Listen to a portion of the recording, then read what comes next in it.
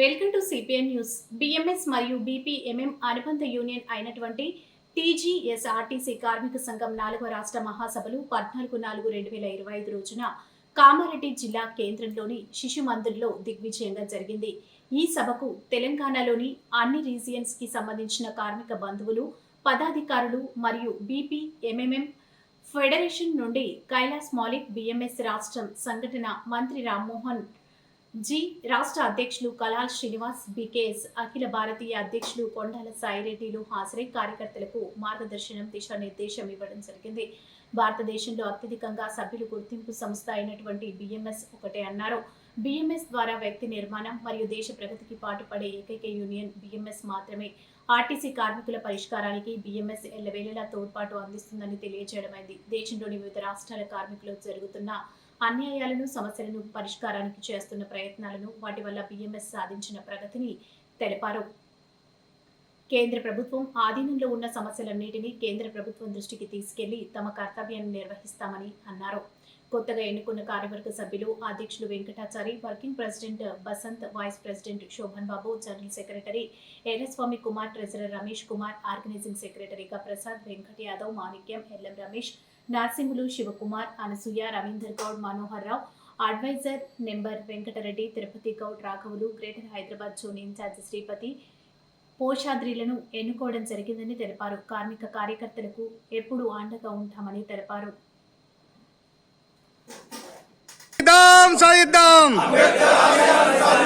జై భీమ్, జై భీమ్. మనం ప్రెస్ క్లబ్ లో అంబేద్కర్ జయంతిని ఘనంగా నిర్వహించుకుంటున్నాం. ఈ సందర్భంగా మనం అంబేద్కర్ ఆశయాలను మనం గుర్తు చేసుకోవాల్సిన అవసరం ఉంది.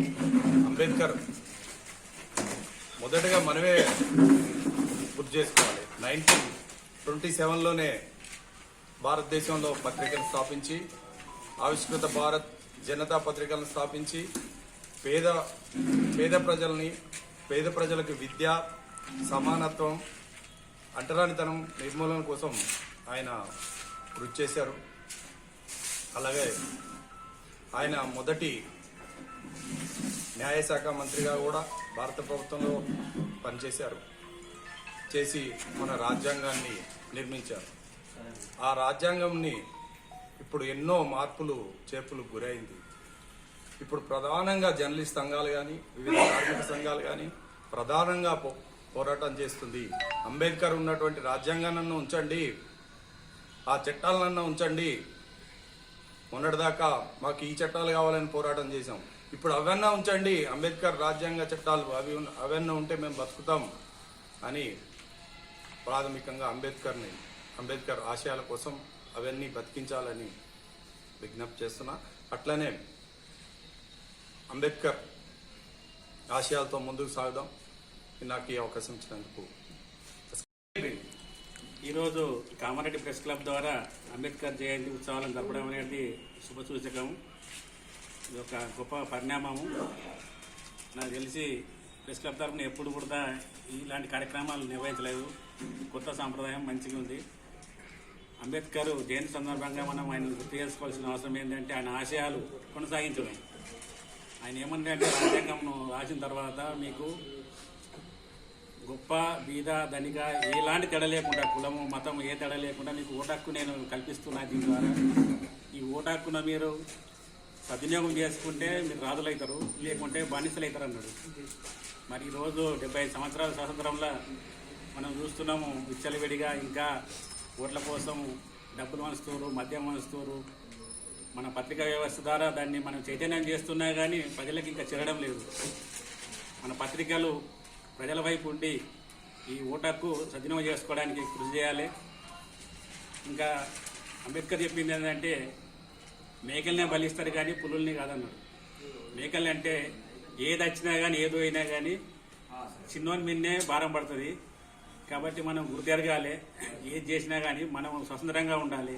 స్వతంత్రంగా ఉంటేనే మనము పైకి ఎదగలుగుతాం. ఒకరి మీద ఆధారపడితే ఎప్పటికి కూడా ఆధారపడకుండా అక్కడే ఉంటాము.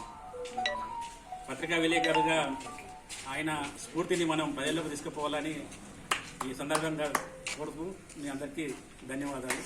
జై భీమ్.